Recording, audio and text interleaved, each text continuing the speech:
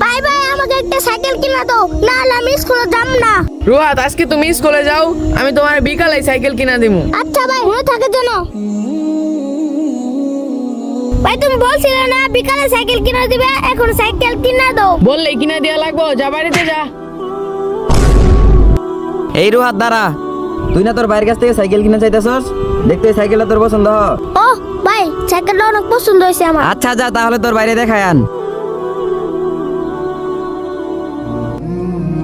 ভাই ভাই দেখো, আকিব ভাই আমাকে সাইকেল কিনে দিছে। কি ওই রাকিবের এত বড় সাহস তোর সাইকেল কিনা দিছে? ভাই সাইকেল তো অনেক সুন্দরই আছে, তুমিও তো সাইকেল কিনা দাও নাই। রাকিব এখন কই? চল তো রাকিবের কাছে যাই। কিরে রাকিব, তোর এত বড় সাহস, তুই আমাদের সৎ ভাই হয়ে ওরে সাইকেল কিনা দিছস? হয়তো আমরা এক রক্তের না, কিন্তু ভাই তো ভাই হয়।